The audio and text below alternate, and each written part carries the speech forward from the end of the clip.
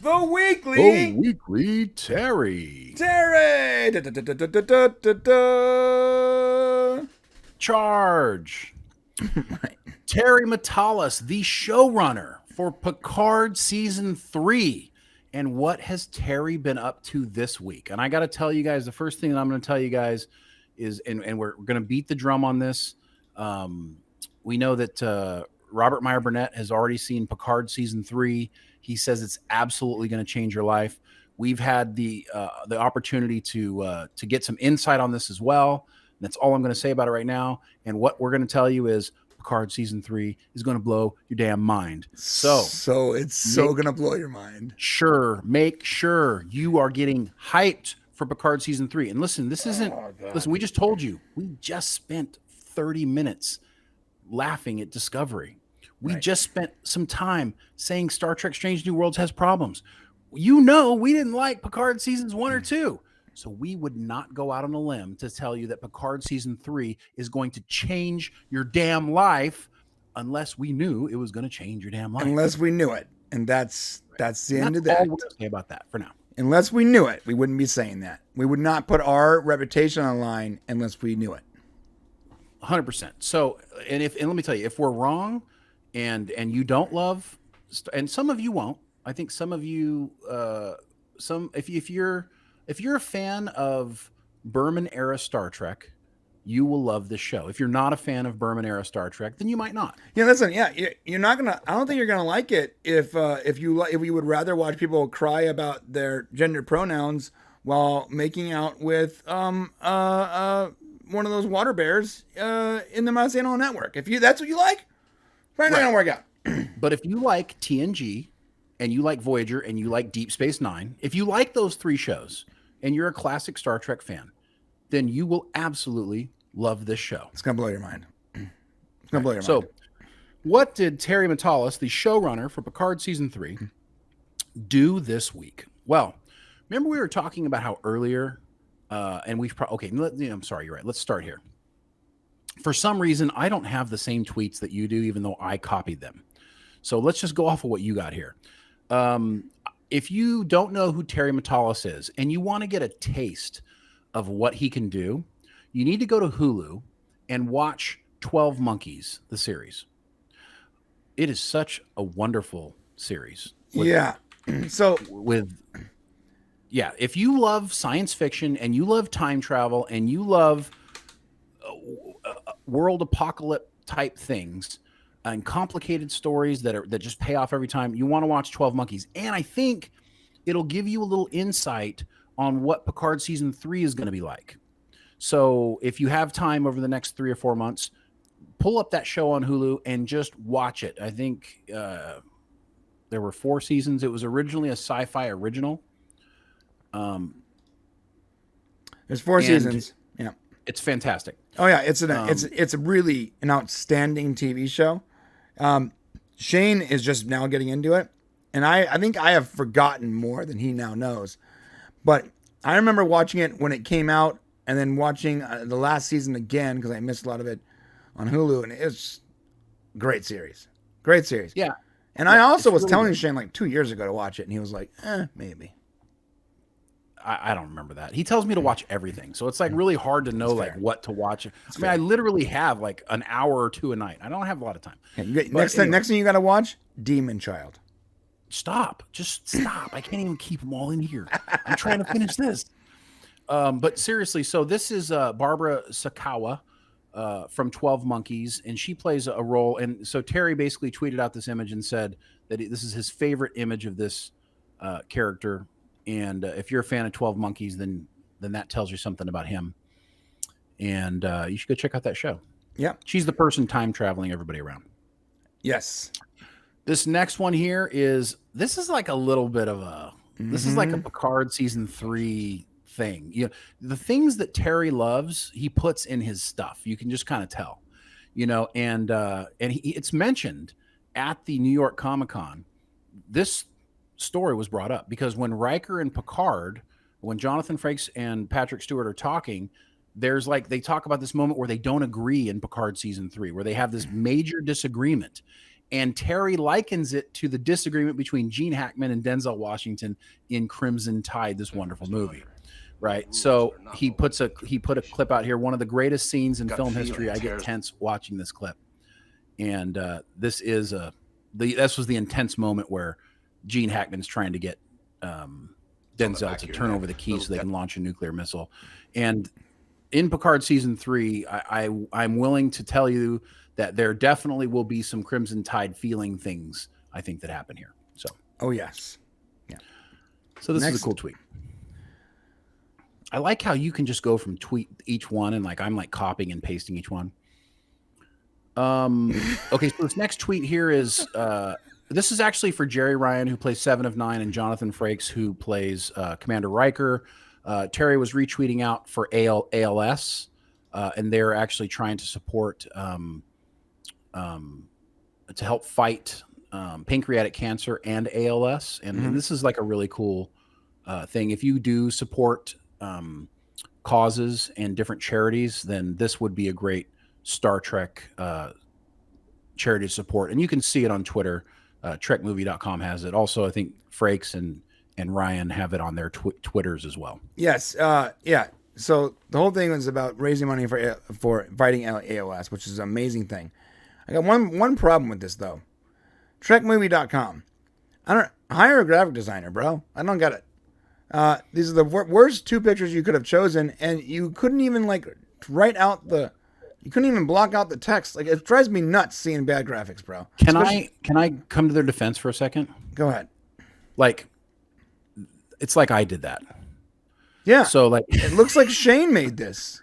So somebody at Trek Movie didn't want to wait for the graphic designer to get around to it and just decided to do it themselves. That's what it was. Yeah. That's exactly what happened, and it drives me nuts. You're TrekMovie.com. Now their graphic designer is yelling at them like you yell at me when I do it. So why did you put that out, man? Everyone's retweeting that. My name is on that. Now they think that I did that work. What are you doing? Yeah. Well, I actually wrote "done by Brian" right below. Right. that helps. And then I think we got one more tweet as well. Hold on, I got a quick thing. Josh Temple said yes, but you can't reward bad behavior, so you should not watch it at all. He's referring to Picard season 3, and let me tell you something. This was not made by the same people that made 1, 2, or Discovery. This is made by a completely different person that loves Star Trek. Well, okay, so to be fair, though, most people don't know that. So because Terry Matalis is attached as a showrunner on season 2, but the reality is that he didn't work on season 2. No. So Terry is responsible for season 3, and you can't hold him accountable for 1 or 2. Now, I know a lot of people think that by supporting Picard in any way or supporting any new Trek is like supporting Alex Kurtzman. And they're like, well, if we don't support it, we don't want Alex Kurtzman to keep getting new Star Trek. Let me tell you something. You want to support Terry Matalis because his vision of Star Trek is the vision that everybody who's saying exactly what was just said, that's the vision you want for Star Trek. So if Terry makes good Star Trek and then Alex sees that Terry's made good Star Trek, Alex is going to let Terry make more good Star Trek, because Alex's goal is not to turn Trek into anything. His goal is to put out Star Trek cost effectively on time so that his bosses don't get mad at him. Right. That's his goal. His goal is to keep his job. Showrunners to create the shows. Right. He doesn't tell them how to do them. Right. So we want more showrunners like Terry Matalis to come in to make the shows, because Alex Kurtzman isn't making these shows. No. He's not telling them how to make these shows. No. And we can tell you that as a fact-based thing. It's not a guess. Yeah, it's a fact. This is the truth. Okay. And so you got them. When we tell you that you want people like Terry Matalis making, it's like, honestly, it's like me and Brian making Star Trek. Right. Yeah. Or it's like, imagine if you're fans of us, you know us, and we're like, we're going to make Star Trek. Are you going to be heard our theories? Right. Right. You've seen our videos where we theorize and we create stories, and everybody's like, wow, I wish they would write that. Well, what we're telling you is that's what Terry's done with Picard season 3. Right. Yeah. So support that because you want more of that. Yeah, I guess is what I say. That's a really good point. You don't have to take our word for it. Watch the first episode. If you're not hooked by the first episode, then that era of Trek maybe isn't something that you like that much. Yeah, literally like the first. Yeah. So here's the deal. I like what you said about that though. I want to quickly talk about it. Imagine if it was Shane and I, where like, Kurtzman and the studio are giving us the ability to make a season of Picard or Star Trek in general. You know us, and you've heard our theories, and you know where we stand on things, right?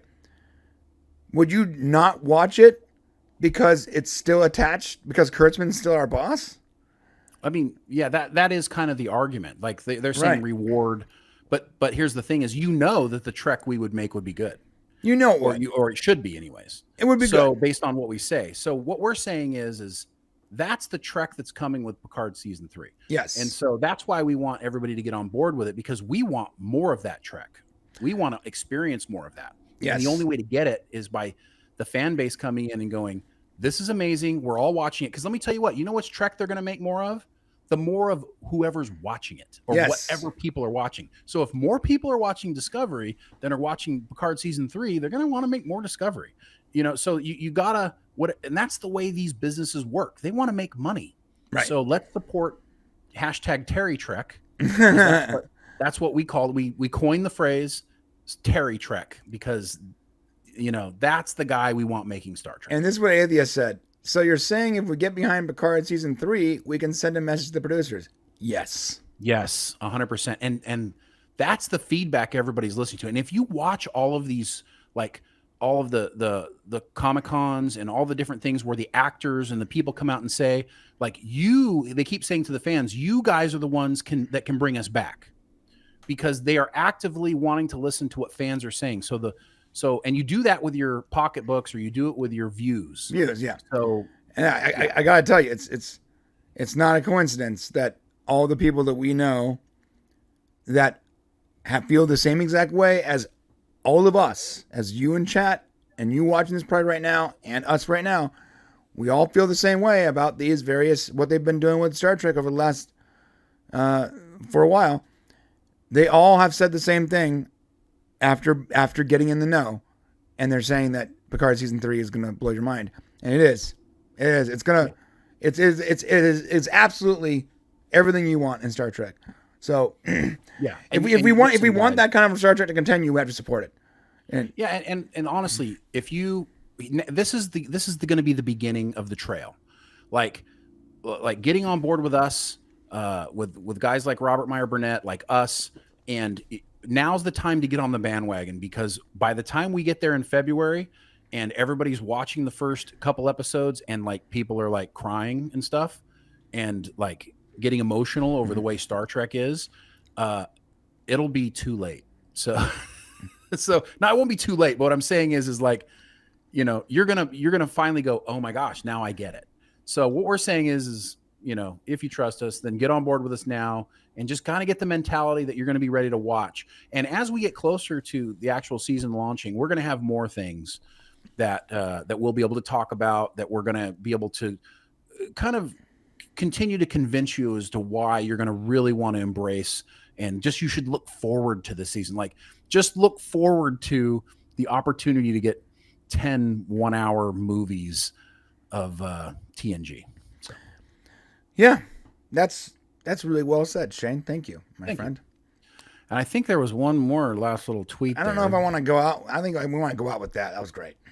All right. Well, yeah, it's okay. That's fair. You want to show the last tweet? We can show the last tweet. It's just not as good as what you just said. That's on. I think you're now ruining the segment by continuing it past what you said.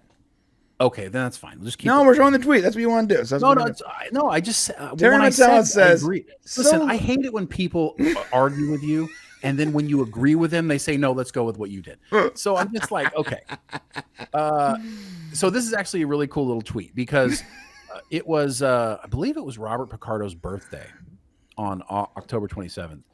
And Terry Matalis and a bunch of our old friends from Star Trek, including Quark, Armin Shimmerman, including DS9's Nana Visitor, Jonathan Frakes, they all basically went and had a big old shindig together. And the reason why I thought this was great is Terry's embraced by the big Star Trek community. Like, as far as, if you look at Comic-Con and you look at what did all the actors do? They kept going, this doesn't happen without him. He's the reason why this is happening. And they kept saying it over and over again about Terry, like we're not here without him. So the fact that he's talking with all of these people that we know 100% that these people like Armin Sherman and Nana Visitor and some of they want to come back to Star Trek as well. So, the Trek that we love is not dead, folks. And Terry has relationships with all these people. So I think that's important. Yeah, it is. And old Yorkshire geek, I think this. I don't know if we've seen you before, but if we haven't, welcome. He says, I'm worried that Kurtzman won't be able to resist interfering. I love Strange New Worlds, but that season 1 finale had Kurtzman fingerprints all over it. Yeah, we can't say so much about it here, but in the members section we can say this.